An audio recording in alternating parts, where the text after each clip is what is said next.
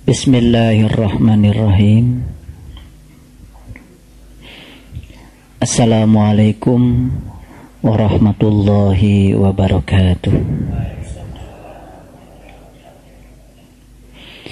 Alhamdulillahi wahda, sadaqa wa'dah, wa nasyara abdah, wa a'azza zundah, wa hazamal ahjaba wahdah. Asyhadu an la ilaha illallah wahdahu la syarikalah, wa asyhadu anna Muhammadan abduhu wa rasuluh la nabiyya ba'dah. Allahumma salli ala Sayyidina Muhammad wa ala ali Sayyidina Muhammad kama sallaita ala Ibrahim wa barik ala Sayyidina Muhammad wa ala ali Sayyidina Muhammad kama barakta ala Ibrahim innaka Hamidum Majid. Subhanaka la ilma lana illa ma 'allamtana innaka antal alimul hakim. Subhanaka Allahumma rabbana wa bihamdika asyhadu an la ilaha illa anta astaghfiruka wa atubu ilaik.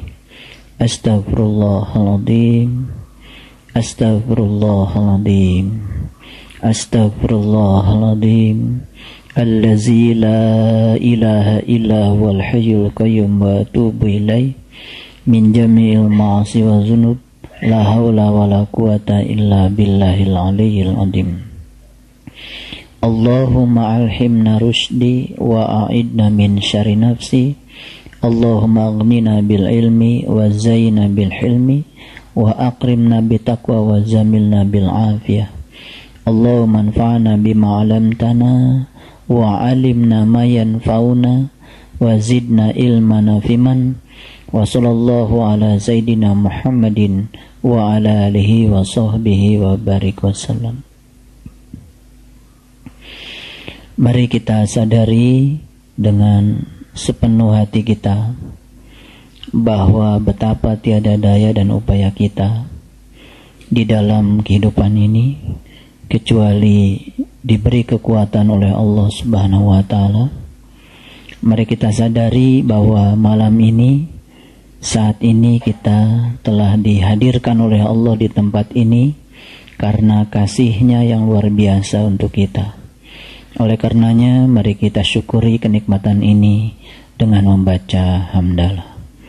Alhamdulillahirabbil alamin. Mari kita sanjungkan salawat dan salam kepada junjungan kita Nabi Allah yang agung, Nabi besar Muhammad Rasulullah sallallahu alaihi wasallam. Seraya bersalawat kepadanya. Allahumma salli ala Sayyidina Muhammad wa ala ali Sayyidina Muhammad. Mari kita bertawadu kepada Allah. Kita mohon ridho dan berkah-Nya. Semoga Allah membukakan pintu pemahaman bagi kita, memberikan kemudahan untuk mengamalkan apa yang kita fahami, sehingga berbuah perubahan pada diri kita menjadi lebih bernilai di dalam kehidupan ini. Seraya kita memulai majelis ilmu ini dengan membaca basmalah. Bismillahirrahmanirrahim.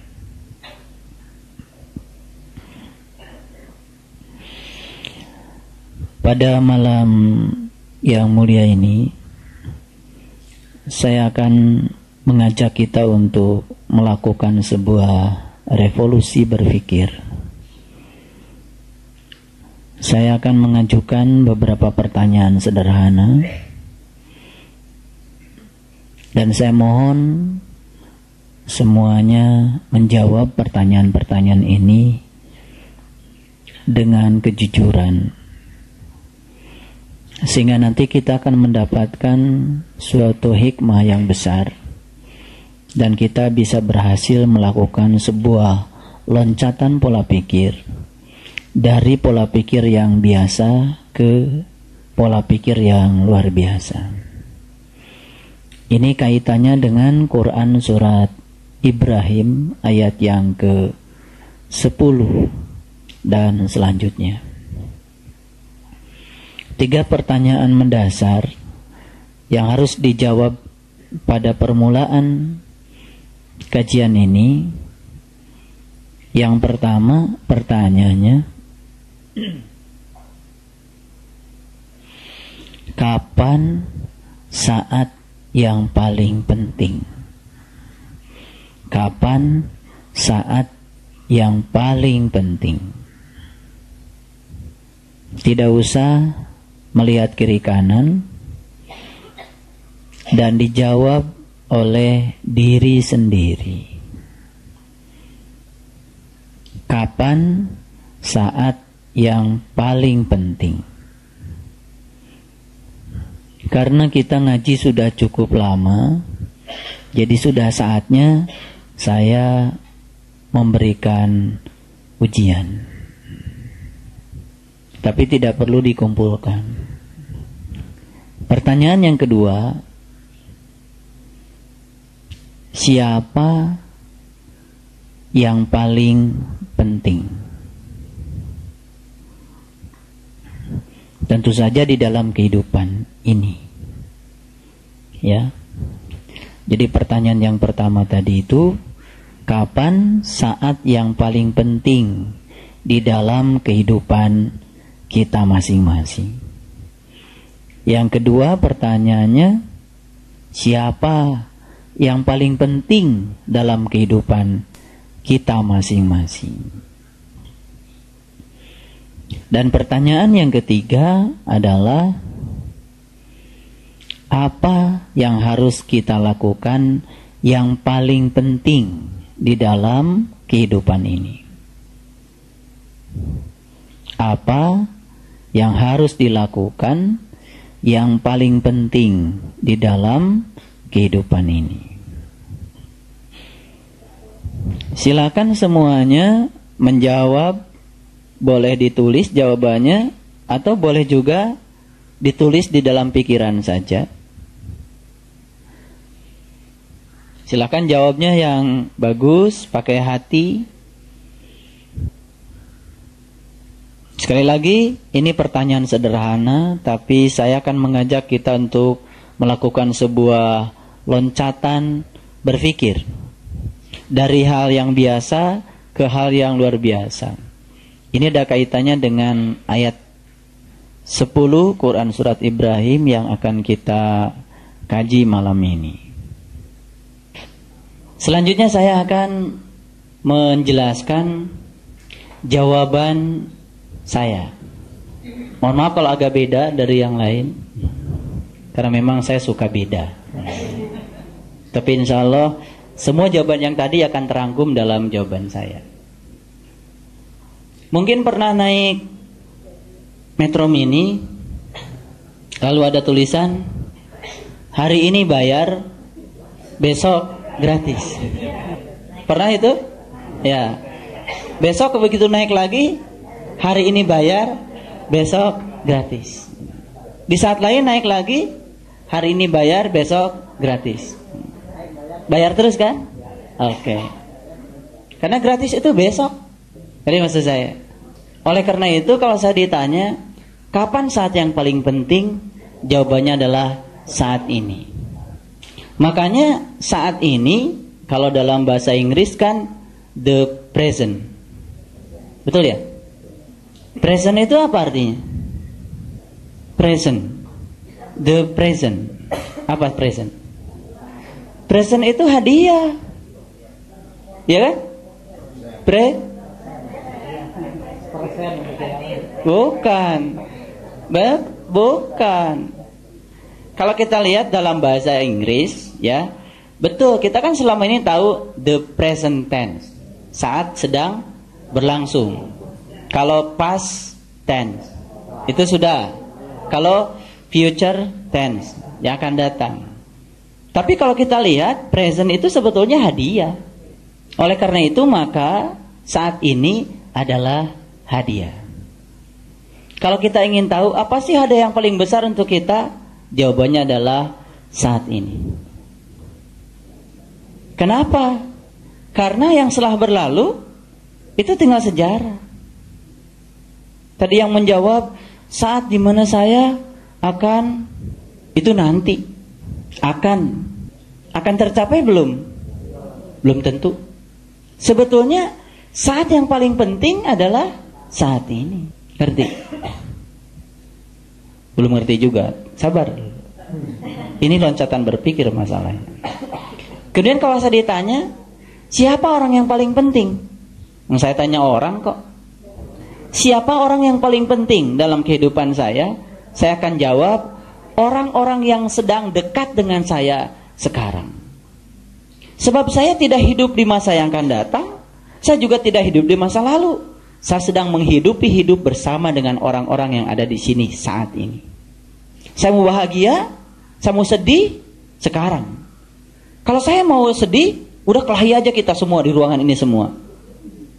Betul nggak? Kalau saya ingin bahagia, mari kita senyum-senyuman semua, saling menghargai, saling peduli. Saat ini juga kita bisa bahagia.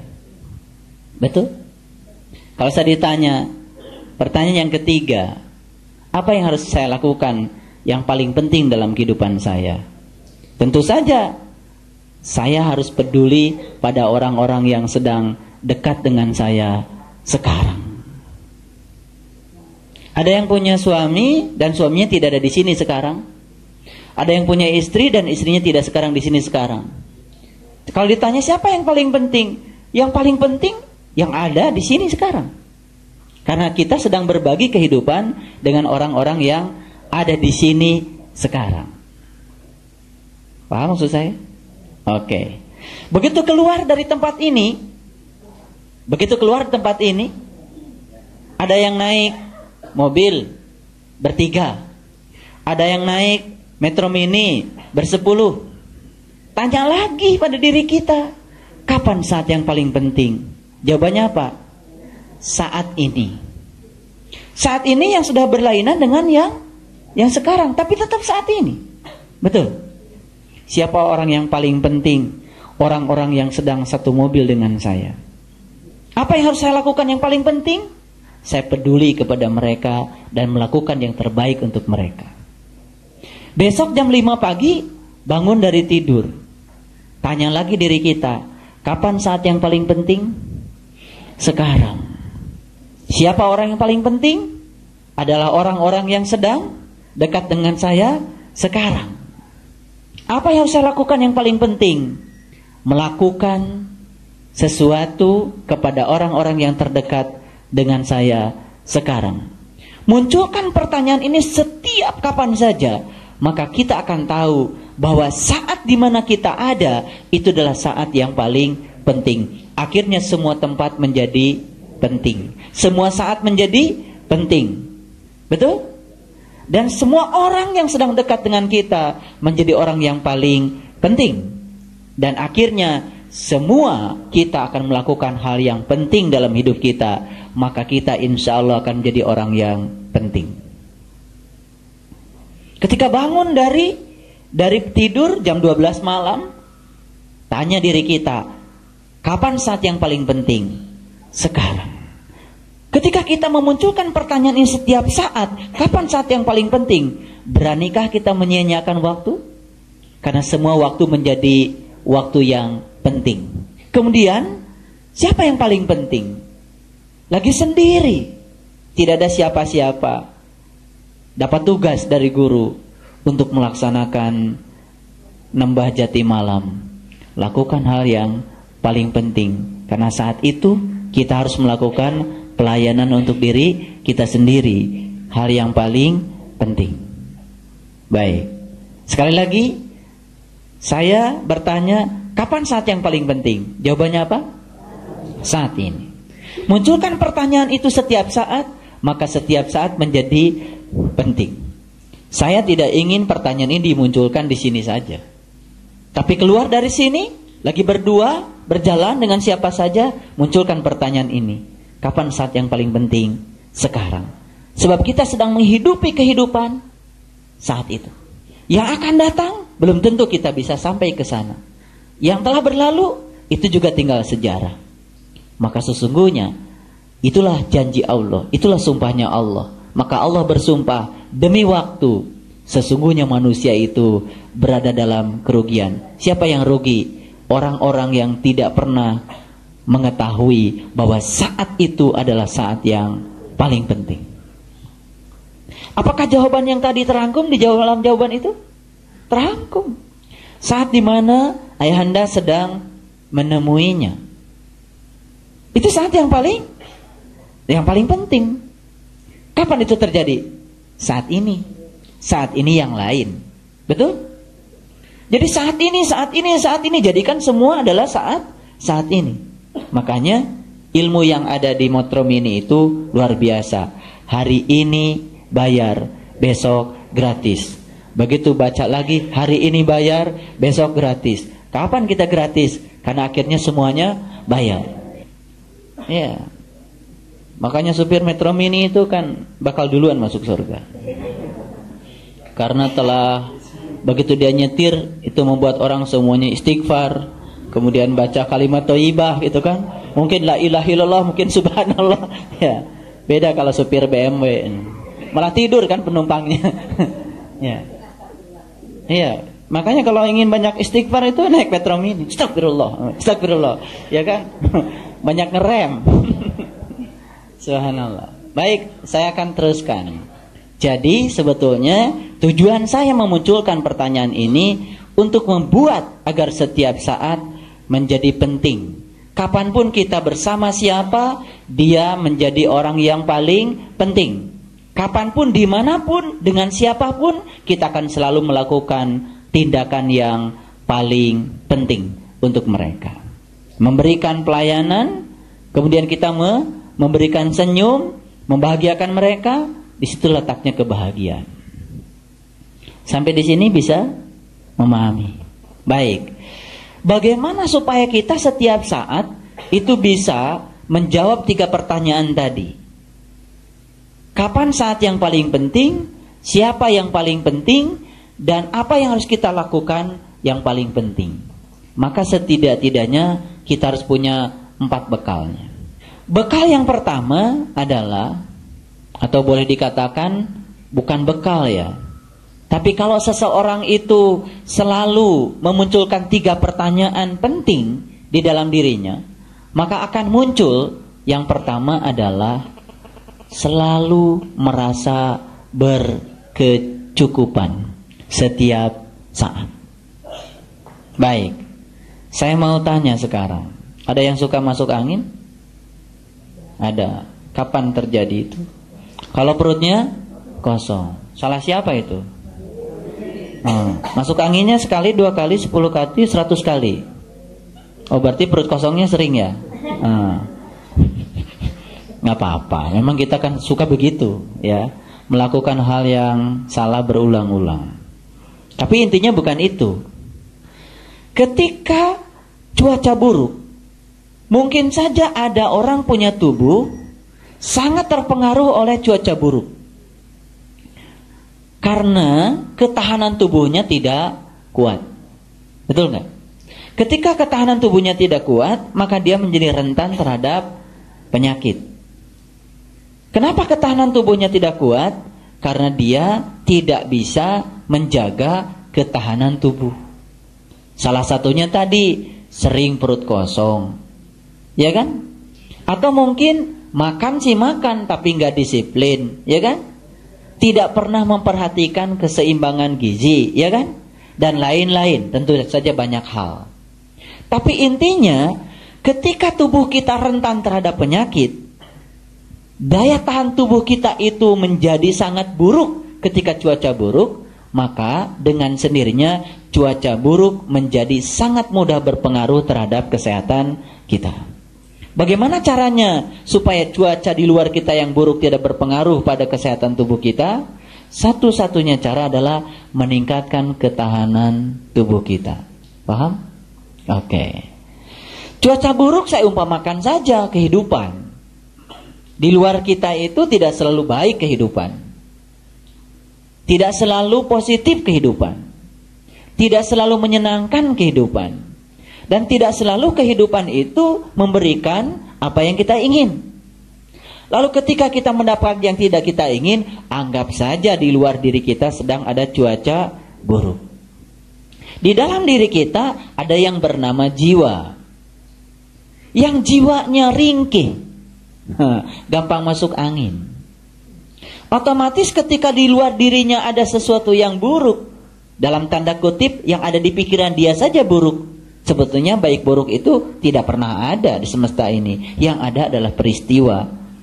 Yang mengklasifikasi baik buruk kan pikiran kita. Otomatis jiwa kita akan rentan terhadap penyakit. Penyakit jiwa tentu saja.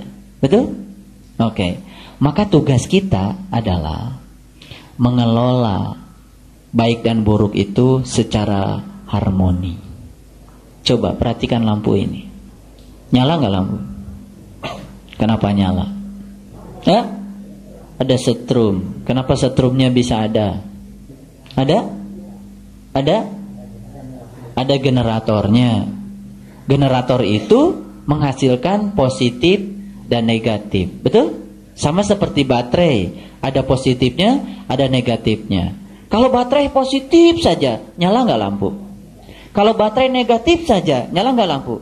Ya enggak. Jadi sebetulnya positif dan negatif di semesta ini justru untuk membuat agar lampu kita menyala. Kalau kita bisa membuat yang positif dan negatif itu menjadi harmoni. Jadi ini bisa nyala karena apa? Positif dan negatifnya itu dikelola sedemikian rupa sehingga menjadi harmoni. Akibatnya nyala. Nah coba, lampu yang ada di dalam diri kita, kapan dia nyala? Ketika hidup kita positif terus? Enggak. Ketika hidup kita negatif terus? Makin gelap. Ketika kita bisa melampaui positif dan negatif dengan cara yang sama, lampu kita pasti akan tetap nyala. Sering gelap lampu kita? Sering. Kenapa itu? Koslet.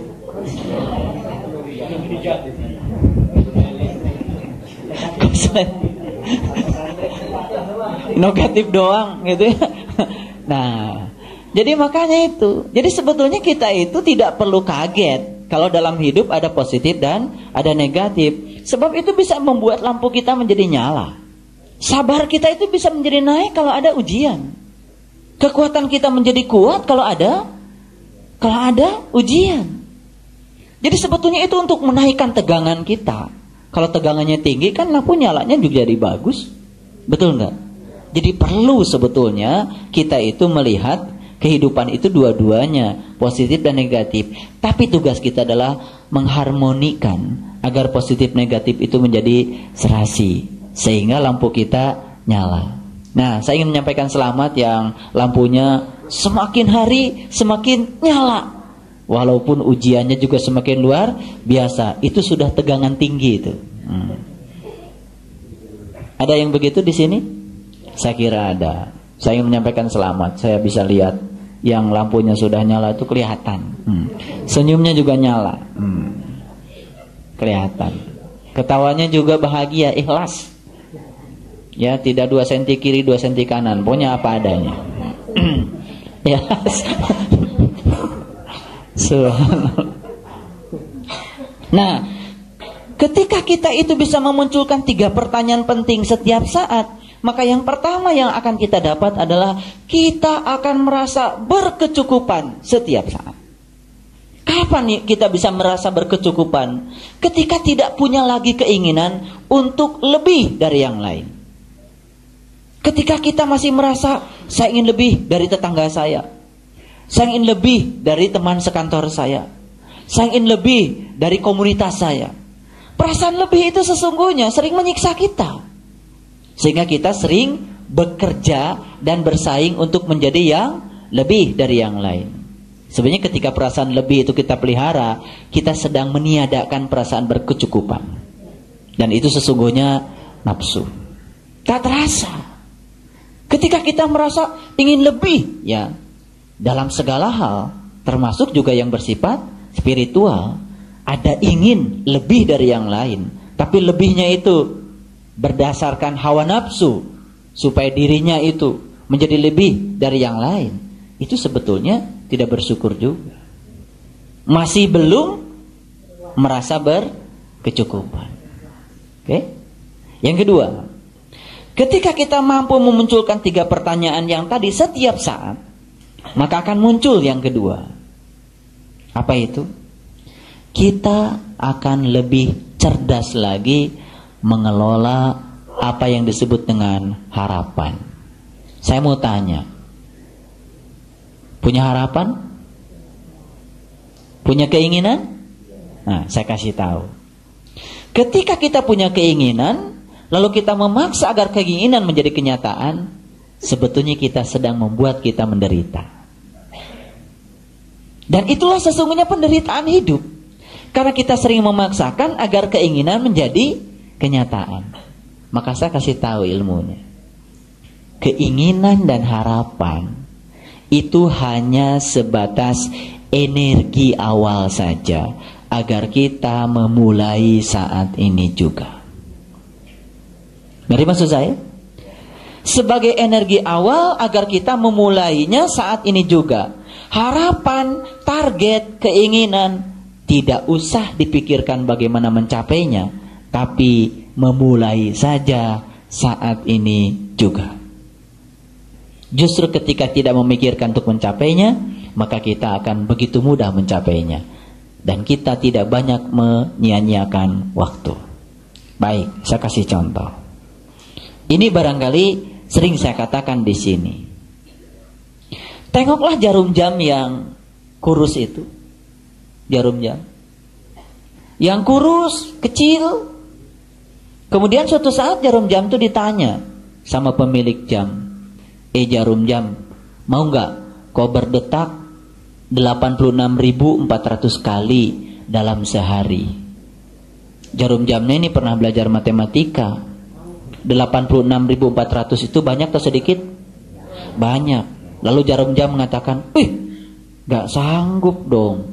Masa saya harus berdetak sebanyak itu, sudah kurus seperti ini? Ya sudah, kata pemilik jam, kalau kamu gak mau, gimana kalau 3.600 kali saja setiap jam? Wah, berat. Masih gak mau? Ya sudah, kalau kamu gak mau, gimana kalau kamu berdetak 60 kali saja dalam 1 menit? Wah, banyak. Sudah, kata pemilik jam, bagaimana kalau kamu berdetak 1 kali saja dalam 1 detik? Wah, setuju. 1 kali saja 1 detik. Langsung, oke. Padahal dalam 1 menit dia berdetak 60 kali. 1 jam dia berdetak 3.600 kali. 1 hari dia berdetak 3.600 kali 24. 86.400 kali. Bayangkan dalam 1 bulan, bayangkan dalam 1 tahun, 5 tahun jamnya belum ganti-ganti. Dia sudah berdetak berapa juta kali. Dan dia tidak pernah memikirkan yang jutaan. Dia tidak memikirkan yang ribuan. Dia cuma memikirkan, saya berdetak sekali saja 1 detik. Enteng kan? Jadi kalau dikasih istiqomah 9 bulan 10 hari, gak usah dipikirkan. Bangun saja tiap malam. Makanya kalau saya bilang tadi, kapan saat yang paling penting? Ya saat ini. Ketika kita memikirkan saat ini, gak usah memikirkan jauh-jauh ke depan. Yang depan itu bergantung apa yang kita lakukan saat ini. Kita telah menghargai saat ini sebagai waktu yang paling penting. Pulang dari sini, ayahanda mau pergi ke Bogor. Tes dulu lampunya. Begitu dites lampunya, cuma 20 meter. Padahal jarak Jakarta-Bogor, berapa ya? 60 kilometer. Ya sudah, kalau gitu kita beli lampu dulu. Yang bisa nyenter dari Jakarta sampai ke Bogor. Gitu. Buang-buang energi.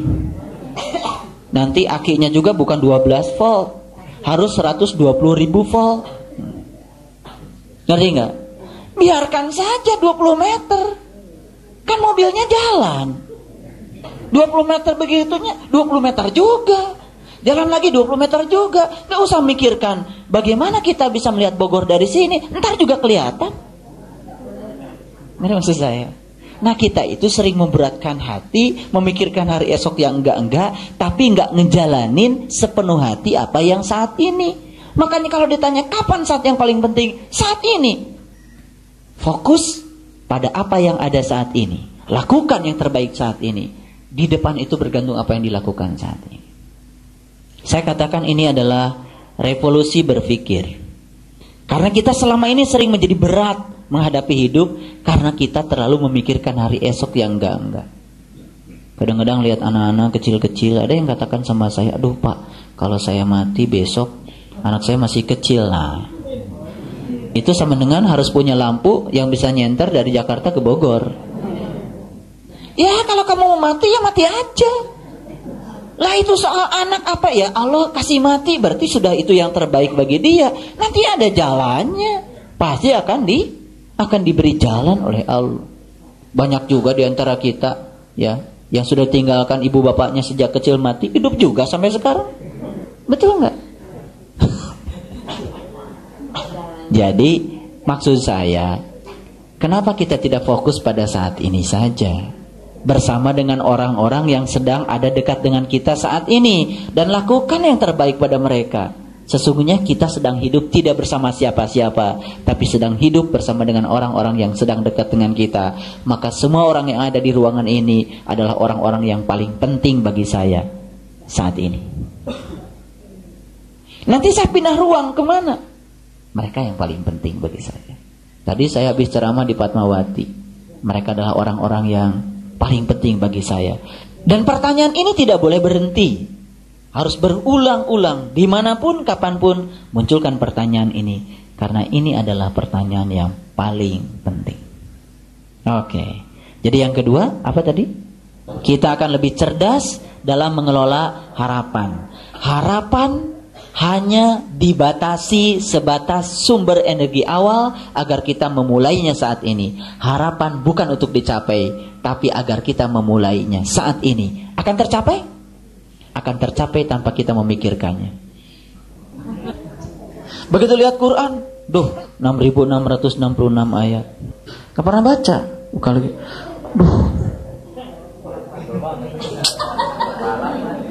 Tebal banget.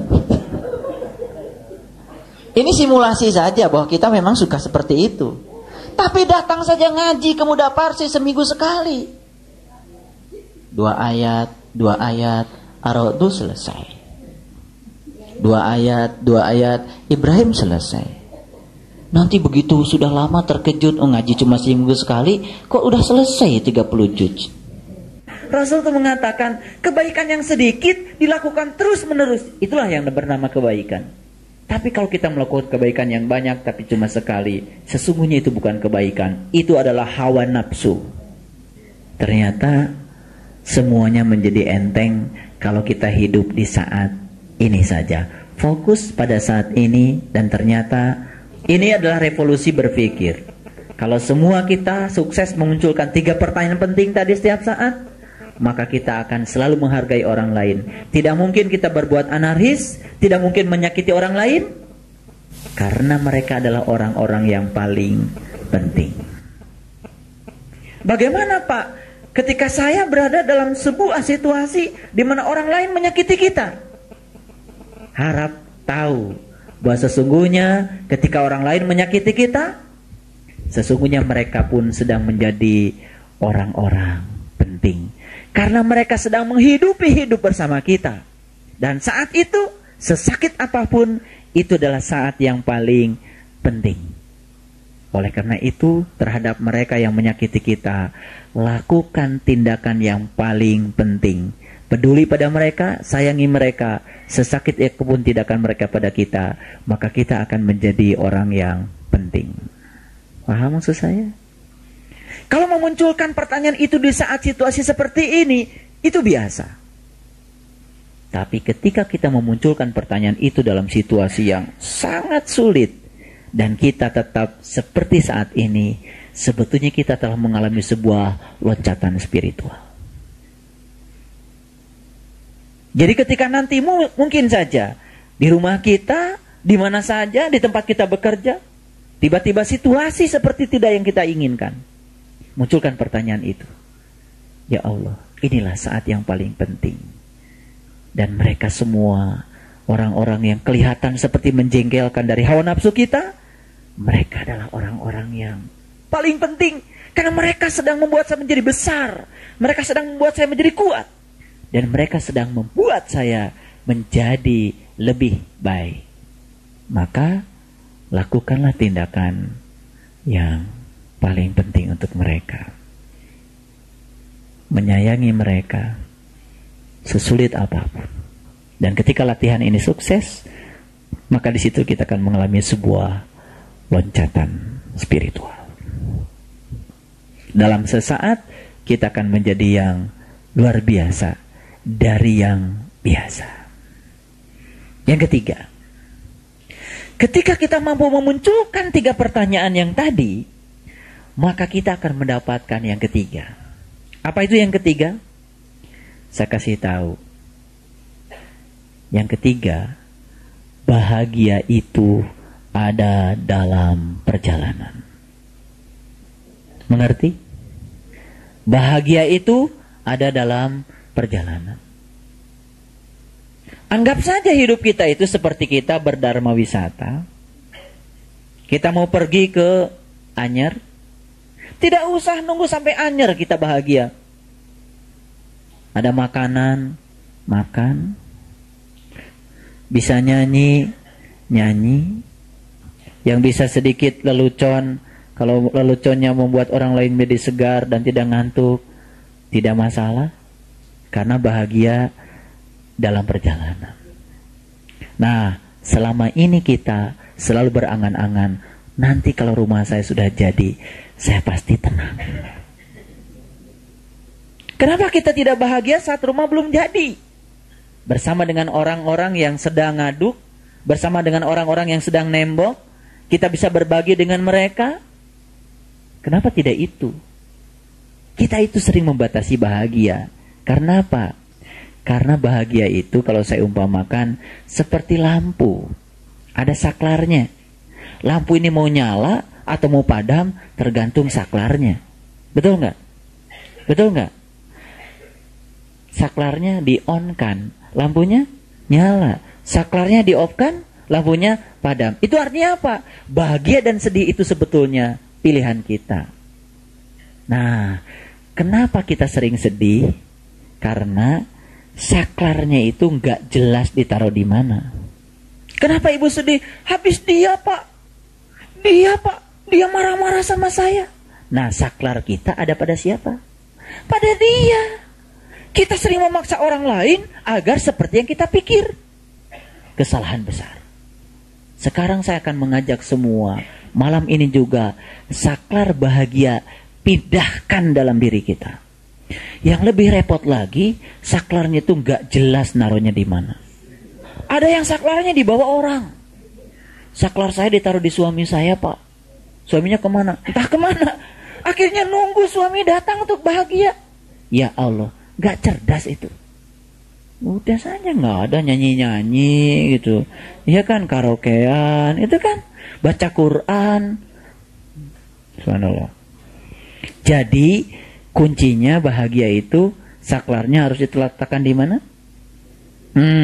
Pokoknya jangan ditaruh di orang. Kalau ditaruh orang itu susah mijitnya. Ya, kalau ditaruh di sini kapan saja. Pokoknya wah, emang gue pikirin net bahagia. Jadi saklarnya di kita, gampang naruhnya harus di tempat yang gampang mijitnya. Pokoknya apapun net bahagia. Nah, kita itu sebetulnya sering menitipkan saklarnya di tempat lain. Akhirnya apa? Nunggu orang datang dulu. Dan nunggu orang lain berbuat seperti yang kita ingin. Sebetulnya kita tidak sadar kalau selama ini sering menitipkan kebahagiaan pada orang lain. Jadi karena bahagia dititipkan di orang lain, kita kedapatan apa? Sedih mulu. Sadar gak? Sering kita begitu. Saya ngaji gak tinggi-tinggi, yang enteng-enteng aja lah. Yang enteng-enteng. Udah masuk ke Ibrahim ini yang enteng. Tapi perlu kecerdasan. Karena yang biasa ini kalau dikelola oleh kita secara cermat, ini akan membuat kita menjadi luar biasa. Oke, yang ketiga, bahagia dalam perjalanan. Ngerti maksud saya? Gak usah, wah nanti kalau saya udah nyampe rumah bahagia. Gak usah. Di jalan bahagia, di rumah bahagia, dimanapun bahagia. Oh nanti kalau saya udah naik pangkat bahagia. Gak usah nunggu naik pangkat. Sekarang aja bahagia. Saklarnya udah di tangan kita. Tinggal net. Bahagia. Pokoknya nanti kalau ada orang lagi sedih-sedih. Emang saklarnya taruh di mana bu? Gitu. Ya kan? Kalau ada orang kirim SMS ya agak sedikit-sedikit sedih, emang saklarnya taruh di mana, Bu? Gitu. Ya biar ingat saklarnya tarik lagi dalam dirinya. Iya, ngapain saya sedih? Net. Bahagia. Ngerti nggak saya? Harus dijelaskan kayak gini baru ngerti. Ini sebetulnya mutiaranya Al-Quran. Quran itu mendidik kita untuk bahagia setiap saat. Cuman karena saklarnya ditaruh di mana-mana, bahkan yang nggak jelas itu kita nggak tahu naruhnya di mana. Saklarnya dibawa kemana-mana. Kadang-kadang yang lebih repot lagi, saya Pak nanti bahagia, kalau tabungan saya sudah 500 juta. Saklarnya ada di 500 juta. Nah yang 500 jutanya entah di mana. Sampai mati saklarnya nggak kita dapat. Yang 500 juta nggak dapat, sampai mati sedih mulu. Gak rugi nggak kayak gitu? Subhanallah. Kasihan deh loh. Ngerti sekarang? Oke. Yang keempat, ketika kita bisa memunculkan 3 pertanyaan penting yang tadi, akan muncul yang keempat.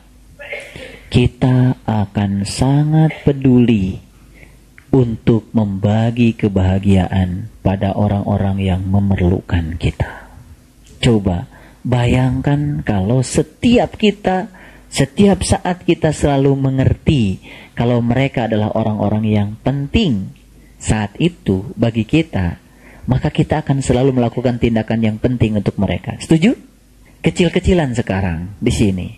Saya sedang melakukan tindakan penting buat orang-orang yang paling penting yang sedang menghidupi kehidupan saya saat ini. Dan semua Bapak Ibu yang ada di sini pun sedang melakukan sebuah tindakan penting. Mendengar, menyimak, menulis, mungkin mengapresiasi. Bukankah itu sebuah tindakan penting? Di samping kiri kanan kita ada orang, tidak kita ganggu, biarkan mereka konsen, memberikan keleluasaan pada mereka untuk menikmati pengajian ini. Bukankah kita telah memberikan tindakan yang penting? Mungkin kita tidak menyadari kalau sekarang kita sedang melakukan tindakan penting. Kiri kanan kita hargai, tidak mau kita ganggu, karena kita ingin memberikan tindakan yang paling penting untuk orang-orang yang paling penting yang sedang dekat dengan saya saat ini juga. Jadi ternyata kapanpun dimanapun, akhirnya semua saat dan tempat menjadi saat dan tempat yang sangat-sangat penting. Maka kita tidak akan pernah kehilangan kesempatan untuk berbuat baik setiap saat karena kita menyadarinya. Subhanallah. Saya ingin tanya, 3 pertanyaan yang tadi terasa sekarang? Terasa? Oke. Saya ingin agar apa yang saya munculkan itu bukan sebagai sebuah koleksi pengetahuan, tapi rasakan saat ini juga. Walaupun kita belum memasuki tindakan nyata, tapi kita sudah merasakan. Setidak-tidaknya kita berucap, Subhanallah, betapa selama ini kita sering menyia-nyiakan waktu kita. Padahal semua waktu adalah waktu yang paling penting. Makanya saya mengajak, hiduplah di saat ini. Keluar dari sini saat ini, keluar saat ini, keluar terus saat ini. Dan ketika kita bisa memunculkan itu, Subhanallah, kita telah membuka keran kebahagiaan pada diri kita. Dan kita baru sadar bahwa sesungguhnya yang menutup keran kebahagiaan selama ini kita sendiri. Lalu kita sering mencari alasan karena orang lain tidak berbuat seperti yang kita ingin. Itu artinya kita masih menitipkan saklar kebahagiaan di tangan orang lain. Sekarang bismillahirrahmanirrahim, tangkap saklar itu sudah ada di dalam diri saya. Kamu mau melakukan apa pada saya, tak akan mengganggu saya, karena saklar itu sudah ada pada diri saya. Tidak aku letakkan pada dirimu, dan setiap saat saya akan tetap bahagia. Cerdas? Dahsyat? Sangat dahsyat. Rasakan setelah keluar dari sini, perlahan yang saya kasih tahu, diamalkan, kita akan merasakan hidup kita akan lebih berkualitas dalam segala hal. Inilah sebetulnya buahnya ngaji. Buahnya ngaji itu adalah akhlak. Akhlak itu harus diawali dengan pola pikir.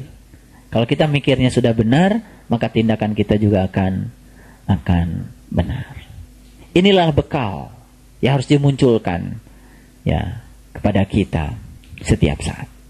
Pokoknya kapanpun dimanapun, pertanyaannya hanya 3. Paham maksud saya? Oke.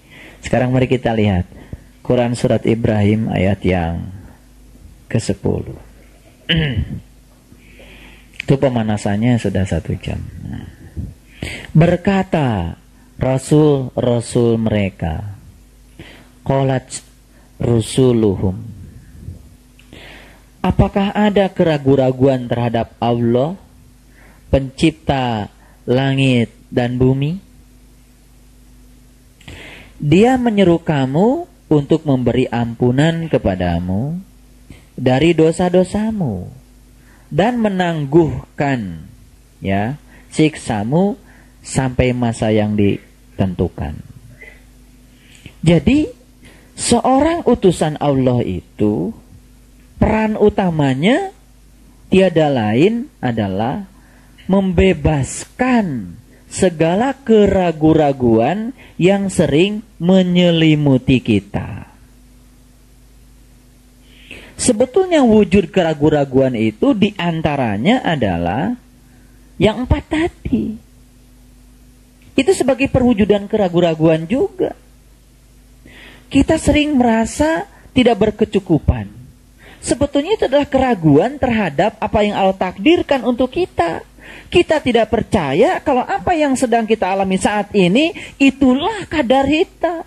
Itulah pilihan yang terbaik dari Allah untuk kita. Kita ragu kepada Allah. Seakan-akan apa yang terjadi sekarang itu bukan yang terbaik untuk kita dari Allah. Lalu kita berangan-angan untuk mencari yang di luar itu. Padahal yang nyata untuk kita yang ada di hadapan mata kita. Sering begitu kita. Sering. Dan keraguan-raguan itu menyelimuti kita setiap saat. Akibatnya apa? Keraguan-raguan itulah juga yang menyebabkan kita menjadi tidak cerdas di dalam mengelola harapan. Lalu kita membiarkan diri kita diombang-ambing oleh keinginan kita. Tanpa kita tahu bagaimana membatasi keinginan agar keinginan tidak menjadi Tuhan kita. Lalu kita sering dipaksa oleh keinginan kita dengan kata harus. Pokoknya harus ini, pokoknya harus itu, pokoknya harus, pokoknya terus harus. Ketika kita dalam hidup masih didominasi oleh kata harus yang dimunculkan oleh diri kita sendiri, semakin sering mengatakan kata harus, sesungguhnya kita sedang membiarkan diri kita dipertuhan oleh yang namanya penderitaan. Saya kasih tahu, imunisasi yang paling dahsyat agar kita, jiwa kita itu tidak mudah terombang-ambing oleh cuaca buruk di luar diri kita adalah merasa berkecukupan, terutama merasa cukup dengan Allah. Kapan seseorang merasa cukup dengan Allah? Ketika dia tidak ragu lagi kepada Allah.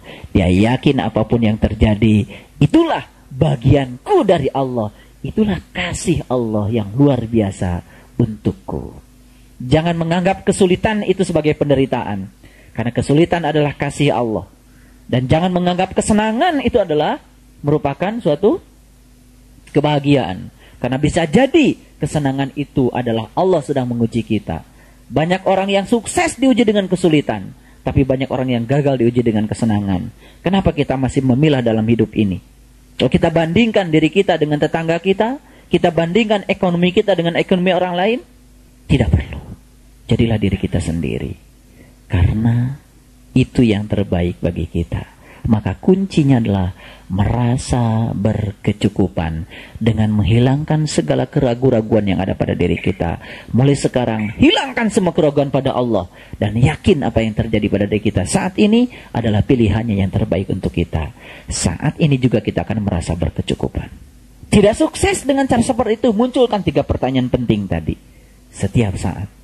Maka perasaan berkecukupan itu akan selalu menjadi milik kita. Baik, yang berikutnya. Ya. Apakah ada keraguan-raguan terhadap Allah? Ya, pencipta langit dan bumi. Dia menyeru kamu untuk memberi ampunan kepadamu dari dosa-dosamu. Saya ingin kasih tahu. Sebetulnya kita selama ini menganggap bahwa ampunan itu berwujud sebuah penghapusan catatan amal yang dilakukan oleh Allah di dalam buku amal kita tanpa kita tahu. Padahal sesungguhnya ampunan Allah itu nyata dan terasa oleh kita. Ketika kita bisa keluar ya dari situasi, bukan situasi yang sempit menjadi lapang, bukan.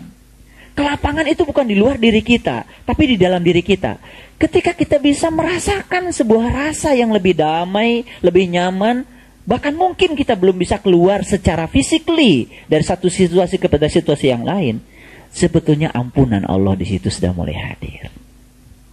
Karena dia berwujud energi dan kita bisa merasakannya.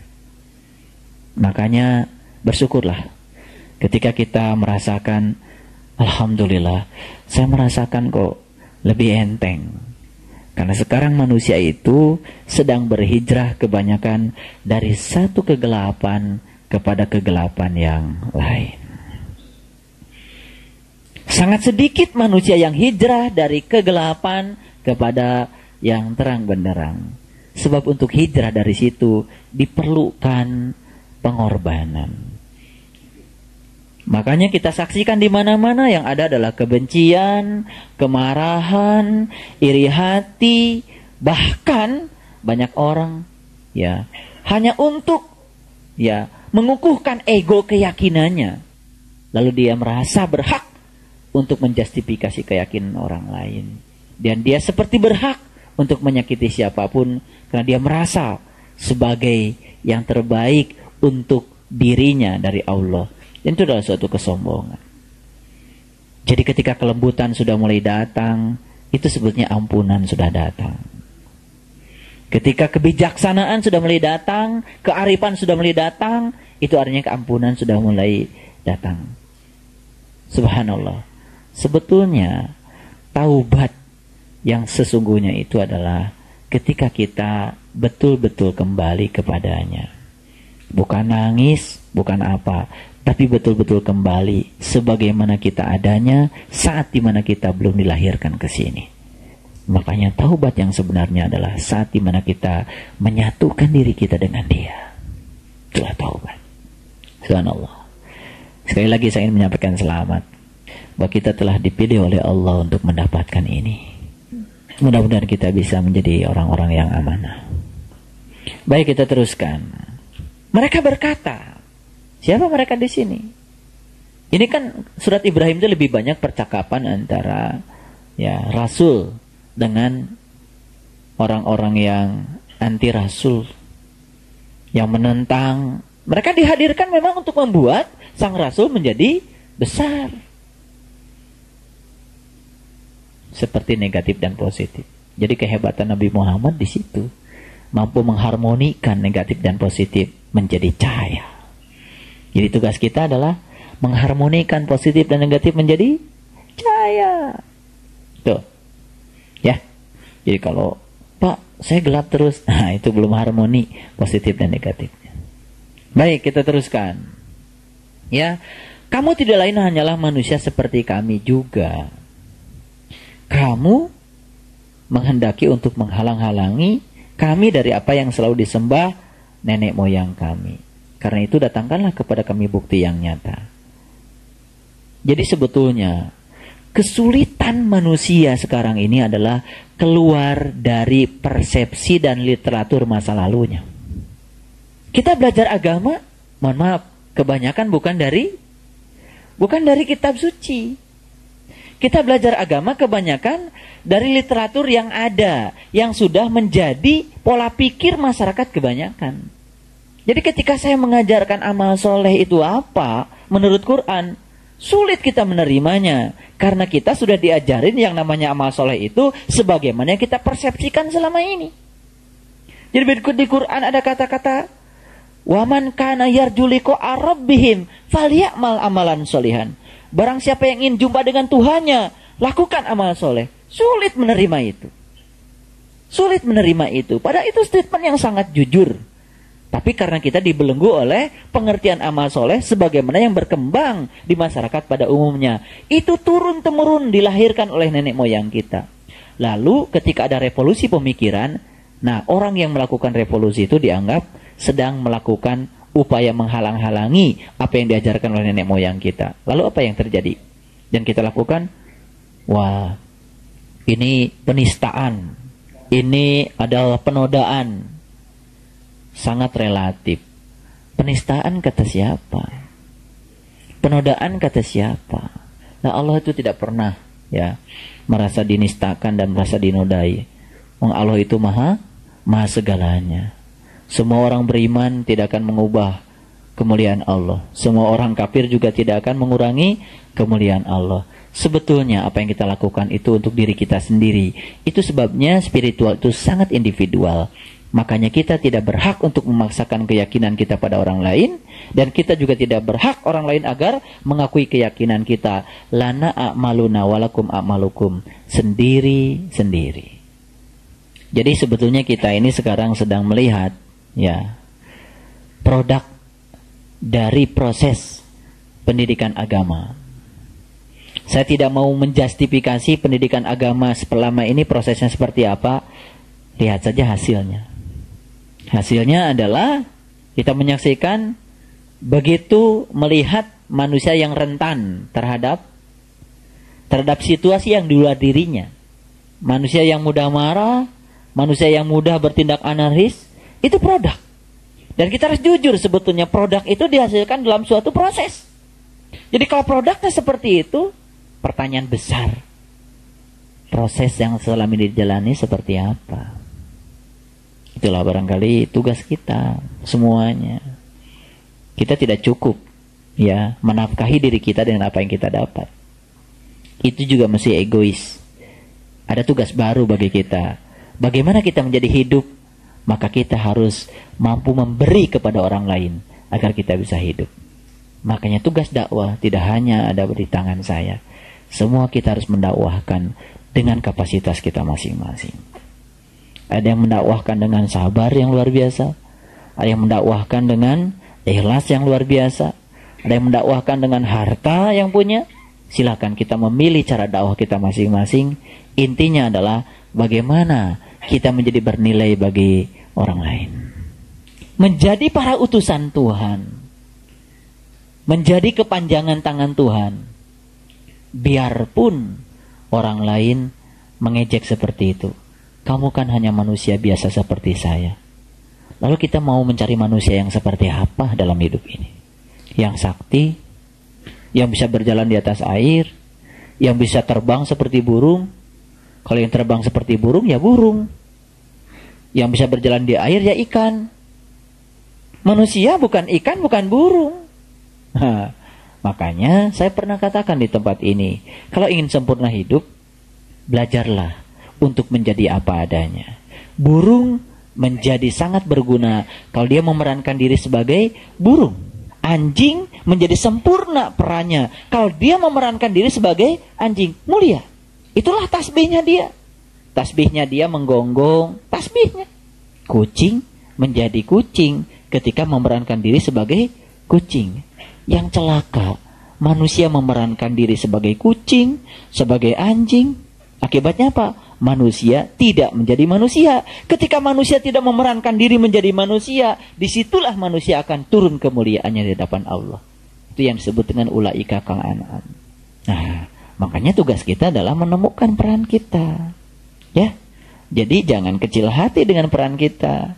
Wah, saya Pak, perannya cuma tukang sapu. Itu peran yang luar biasa. Tiap hari bikin bersih halaman, bikin bersih taman, itu peran. Dan kalau kita menyadari peran itu juga menjadi berkah. Nah, kita itu sering menjadi kecil hati ketika kita tidak merasa berkecukupan dengan peran kita. Padahal sudah jelas Allah mengatakan, la in syakartum la azidannakum. Kalau merasa cukup, aku akan tambah. Jadi ternyata kunci untuk ditambah kenikmatan oleh Allah tuh merasa berkecukupan dulu. Ketika kita ingin lebih, nah, kata lebih itulah yang telah membuat kita menjadi menderita. Kalau kita memaksakan diri agar ya apa yang kita inginkan menjadi sebuah kenyataan. Itulah kegagalan hidup. Baik, kita teruskan. Ya, rasul-rasul mereka berkata kepada mereka, kami tidak lain hanyalah manusia seperti kamu.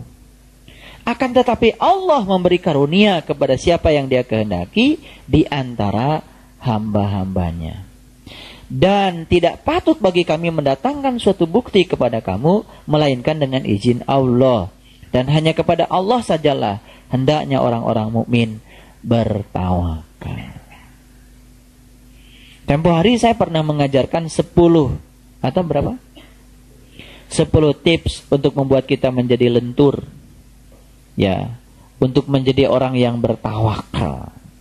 Bagaimana, sudah dicoba? Subhanallah ya. Iya, kalau kita mencoba itu, yang pertama saja sudah luar biasa.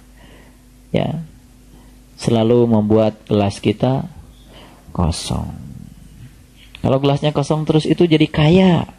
Karena setiap saat dimanapun akan banyak yang mengisinya. Tapi kalau gelas kita penuh jadi sombong, akhirnya apa? Kita sering melewatkan kesempatan dari orang lain untuk mendapatkan isi. Makanya kalau orang yang gelasnya kosong, orang baik adalah guru kita. Orang buruk pun menjadi guru kita. Makanya setiap saat kita selalu dihadirkan guru-guru kehidupan. Jadi jangan mengira guru kehidupan itu adalah orang yang suka ceramah seperti saya. Tidak. Guru-guru kehidupan adalah siapa saja orang yang dipertemukan dalam kehidupan kita. Mereka adalah guru-guru kehidupan kita. Yang baik, yang buruk, yang jahat, yang lembut, semua adalah guru-guru kehidupan kita. Kan terserah kita mau memandangnya seperti apa. Betul? Subhanallah.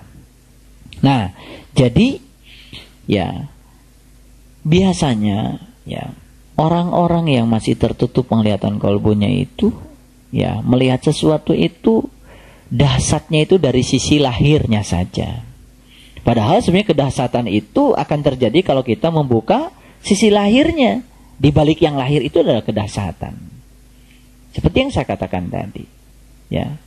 Ketika kita melihat sisi lahirnya, bahagia itu ketika kita mencapai yang kita ingin. Begitu? Pada sisi batinnya, setiap saat dalam perjalanan mencapai yang kita ingin pun, sebetulnya bagi orang yang cerdas, dia sudah bahagia. Tidak usah menunggu. Ya. Kan belum tentu kita sampai mencapainya. Betul nggak? Karena sebetulnya masa depan itu kan masih misteri bagi kita ya. Belum tentu kita hidup sampai mencapai yang kita ingin. Jadi kenapa kita menyanyiakan untuk tidak bahagia saat ini juga? Baik, ayat 12. Mengapa kami tidak akan bertawakal kepada Allah, padahal Dia telah menunjukkan jalan kepada kami. Dan kami sungguh-sungguh akan bersabar terhadap gangguan-gangguan yang kamu lakukan kepada kami. Dan hanya kepada Allah saja orang-orang yang bertawakal itu berserah diri.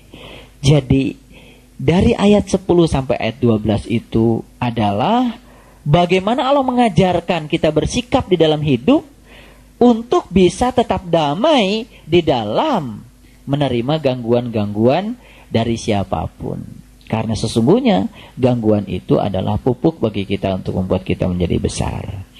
Dan kami sungguh-sungguh akan bersabar terhadap gangguan-gangguan yang kamu lakukan kepada kami. Inilah janjinya orang yang beriman. Bagaimana kita bersabar terhadap gangguan-gangguan yang dilakukan siapapun kepada kita. Dan kita sebetulnya harus menyadari bahwa sesungguhnya gangguan terbesar itu berawal dari diri kita sendiri. Karena kita sudah sadar bahwa Fir'aun itu ternyata bukan sesuatu yang di luar diri kita.